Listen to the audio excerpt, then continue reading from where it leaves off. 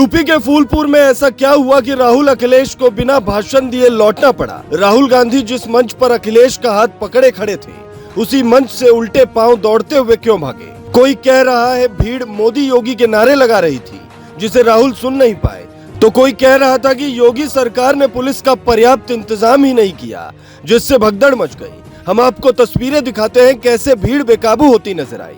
ये तस्वीर देखिए, कैसे मंच की ओर भीड़ बढ़ती नजर आ रही है। पुलिस की ओर से लगाया गया बैरिकेड भी बेअसर होता दिख रहा है। लोग बैरिकेड हटाकर और बैरिकेड के ऊपर चढ़कर बस मंच की ओर भागे जा रहे हैं। भीड़ राहुल अखिलेश से मिलना चाहती थी, या भीड़ में ही कोई राहुल अखिलेश का दुश्मन छिपा था। ये राहुल गांधी की सुरक्षा में लगे जवान भी अब पता करने में जुटे हैं। जहां पंडाल लगा था, वहां थोड़ी ही देर में हालत ऐसी हो गई थी कि लोगों के जूते चप्पल बिखरे नजर आ रहे थे। यहाँ तक कि कई लोग आपस में ही भिड़ गए। सुरक्षा में लगी पुलिस भी इधर उधर दौड़ती नजर आई, क्योंकि भीड़ जब बेकाबू होती है तो उसे संभालना आसान नहीं होता। राहुल गांधी सभा को संबोधित करने वाले थे, पर सभा को संबोधित करने से पहले ही उन्हें लौटना पड़ा। जवानों ने कहा कि यहाँ आपकी सुरक्षा को खतरा हो सकता है, इसलिए वापस चलिए। यही हाल अखिलेश यादव का भी हुआ। उन्हें भी कमांडोज ऐसे ही लेकर लौट गए। दरअसल फूलपुर लोकसभा क्षेत्र में समाजवादी पार्टी के प्रत्याशी अमरनाथ मौर्य के समर्थन संयुक्त जनसभा करने राहुल और अखिलेश गए थे, लेकिन दोनों को खाली हाथ लौटना पड़ा। और अब सियासी गलियारे में ऐसी चर्चा है कि 2024 चुनाव में भी फूलपुर लोकसभा सीट कांग्रेस सपा के हाथ नहीं आने वाली। लेकिन जिस तरह की भगदड़ मची है, उसके बाद हर पार्टी के अपने अपने दावे हैं। अखिलेश यादव और राहुल गांधी के समर्थक ये कह रहे हैं कि हमारे नेताओं को चाहने वाले इतने हैं कि पुलिस व्यवस्था नहीं कर पा रही, भीड़ नहीं रोक पा रही है।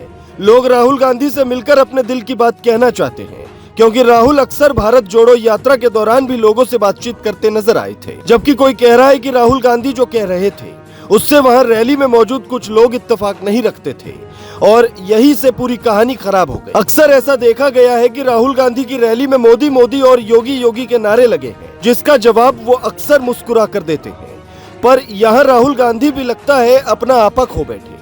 तो क्या ये भविष्य में दिख रही हार की निराशा है?